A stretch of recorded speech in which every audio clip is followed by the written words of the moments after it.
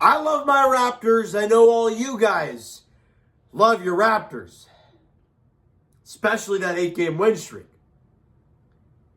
However, tonight, in just about every aspect of the game, the Raptors not only struggle, they full on fall apart as they head into New Orleans to start the 5-game road swing, which I believe surrounds the All-Star break. And you lose 120-90. You lost by 30. And now you've lost 2 consecutive games. Raptors now dropped to 31-25 on the year. And we talked about in the last video, you don't want any prolonged losing streaks after you lose 1 game. You've now lost 2 in a row. And one of the losses was by 1 point, the other one by 30. The story of this game is very simple. And it's going to sound very stupid of me to say, but it's exactly what happened. The inability to make shots and the inability to get stops were the reasons the Raptors lost this game. It's blatantly obvious. You didn't have to watch this game to know what happened.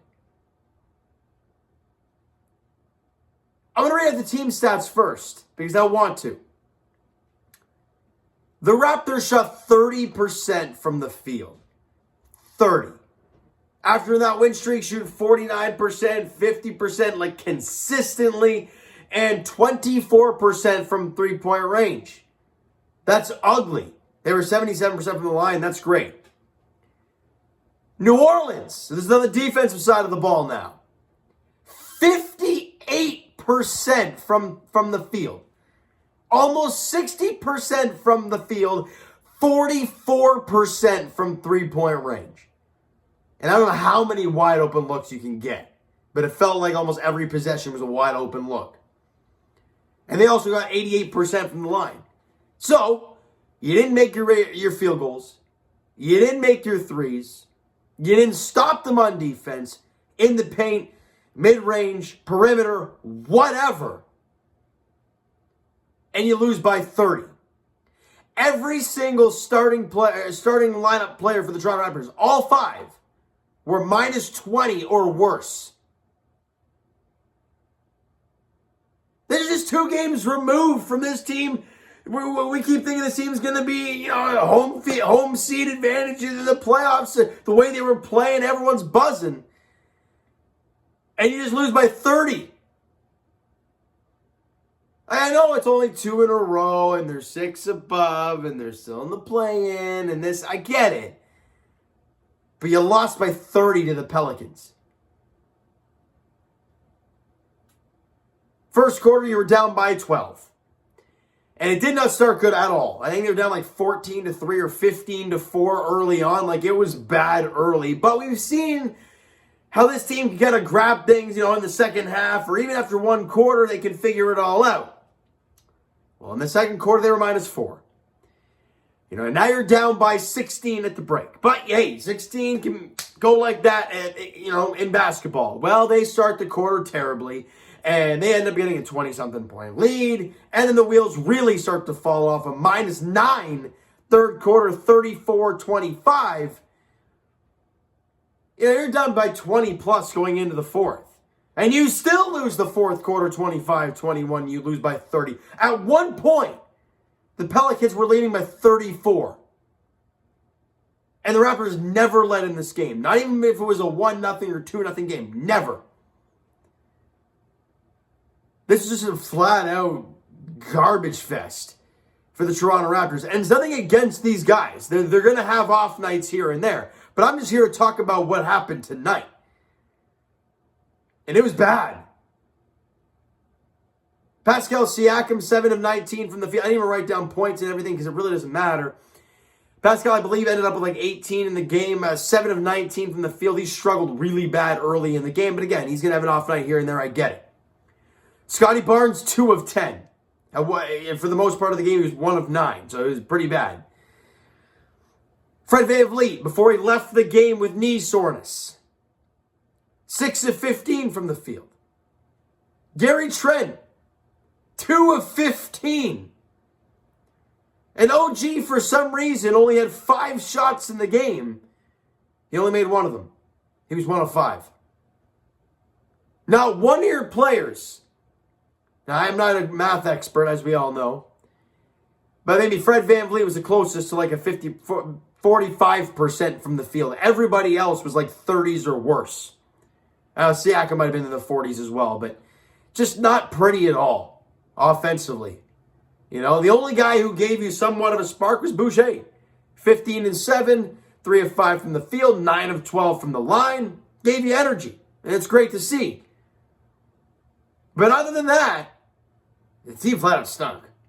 And again, like I said earlier, it's not against these guys. It's not against their talent, because we know 9 times out of 10, they're going to give you an A-plus effort, and you're going to have a couple guys go off any given night because they have so many dudes. But this is that 1 out of 10 where no one clicks. And it was just one of those nights. And hey, it happens. It's just unfortunate you follow up the 1-point loss to Denver with this. They got to figure it out. You know, you can't have a prolonged losing streak. We saw that after the Raptors won, 5 or 6 early in the season. And we're like, wow, this team's actually not bad. Fall apart, and there they go, and it was a disaster. Then they find themselves again. They win 8 straight, and we're feeling great. Now they've lost 2 in a row. How is this young team going to figure it out?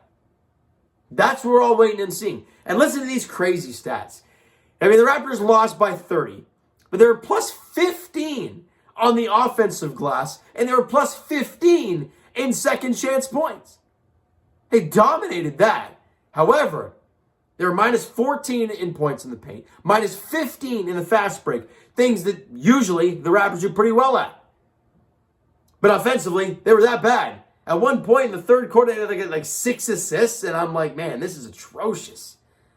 It was just one of those nights where nothing, absolutely nothing is clicking. And if you're Nick Nurse, you're watching this and you're like, what do we do?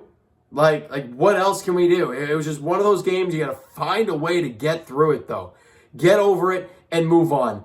I don't want to talk about this game anymore because it was a disaster. The next game for the Toronto Raptors, though, and they much needed bounce back game, is on Wednesday as they're in Minnesota taking on the Timberwolves.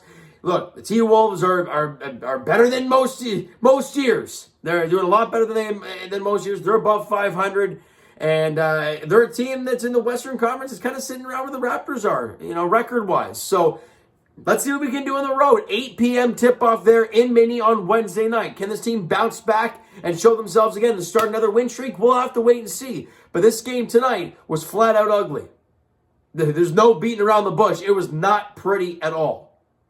So I'm going to leave you with that. You know what, guys? That's going to do it for this one. If you enjoyed the video and not the game, smack the like button. I do appreciate that. Hit the subscribe button. You guys not already. Comment down below thoughts on the video, thoughts on the game. What'd you like? If you can find anything, what'd you not like from the Toronto Raptors in this game? Twitter link is down below, so follow up, send me a DM, and all that great stuff. The Instagram link is also down below, so follow up there if you guys have not done so already. And I will talk to you guys. Leafs edition as they're heading into the third period, looking pretty good. We've seen this before, so Leafs and Kraken. We'll talk to you guys post game there after the game tonight. They're about to head into the third period. And as for the Raptors, as I mentioned, their next contest is Wednesday night in Minnesota, taking on the T-Wolves. 8 p.m. tip-off there. Much needed bounce back win for the Toronto Raptors. They need it desperately. We'll have to wait and see how it all plays out, though. Thank you guys so much for listening and watching. I hope you enjoy the video. We'll talk to you guys then.